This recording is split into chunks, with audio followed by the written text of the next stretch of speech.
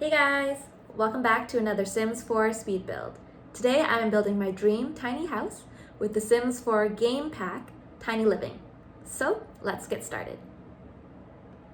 So I said I was building my dream tiny house, but this doesn't actually qualify as a tiny home. As you can see, tiny home, it only goes up to 64 tiles, and I am very close to the 100 tile mark. So in terms of the tiers, mine is definitely a small home and not a tiny home, which I feel okay with. Because when I was building this tiny home and thinking about my dream tiny home, I already knew that I would never want to live in a tiny home. It's just not for me, I think. But I do really admire tiny houses and people who can live in them and their lifestyles. I think it really requires kind of a minimalistic lifestyle. You can't really have too many objects, and anyways, it's just not for me. But I think it's a really cool concept and it's a really cool idea. And if it suits your lifestyle, then I think it's definitely something you should try.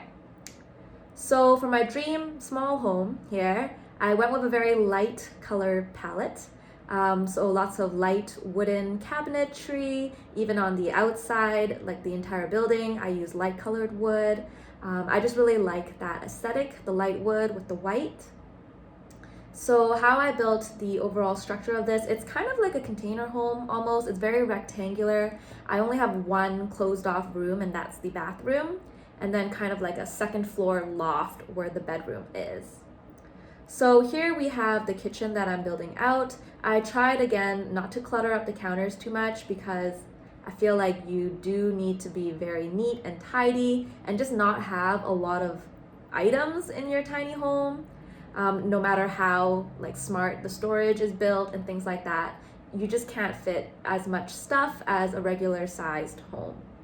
So I tried to fill this kitchen up with all the necessities. I personally am not a big cook, but I would still like a big kitchen because I love to eat.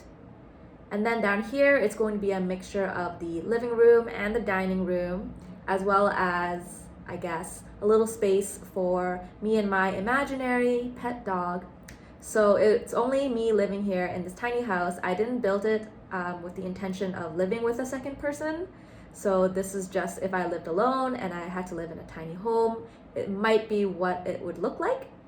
So here we have the sofa and the little living room area with the TV. I have my desk set up right there behind the sofa, and then a two-person dining table over there by the window.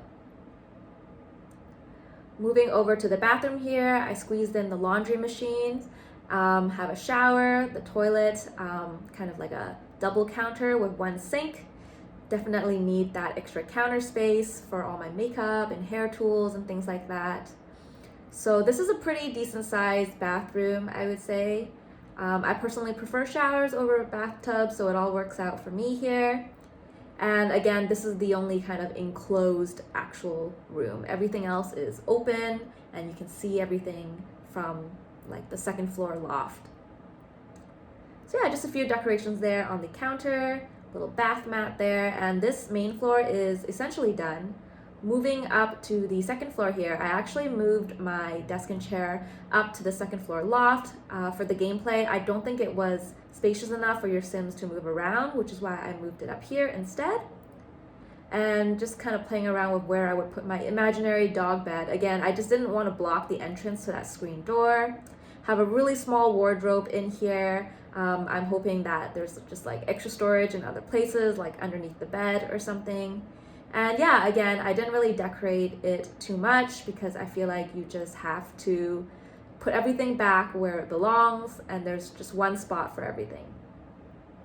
Just finishing up with the outside here. So I have a front door, the garbage, outdoor light, and then I have this kind of a patio area here. So I was thinking that because I like to spend my time with friends and family, if they were to come over, I did want to have enough space to host gatherings, eat with my friends and things like that. So this is what this patio would be used for. So it can seat up to 6. We have another kind of outdoor patio area / living room. So this would be really ideal for not Vancouver and not Canada, somewhere where the temperature is kind of consistently nice throughout the whole year. Otherwise, I wouldn't really see myself out here in the back patio that often. And as you know, in Vancouver, it rains a lot. So yeah, this tiny home definitely is not built for Vancouver. I was thinking of a more, I guess, warmer place. But yeah, so I just added a bunch of trees. I wanted to kind of like hide this tiny home a little bit. And this is basically finished. So it's a very girly, small home.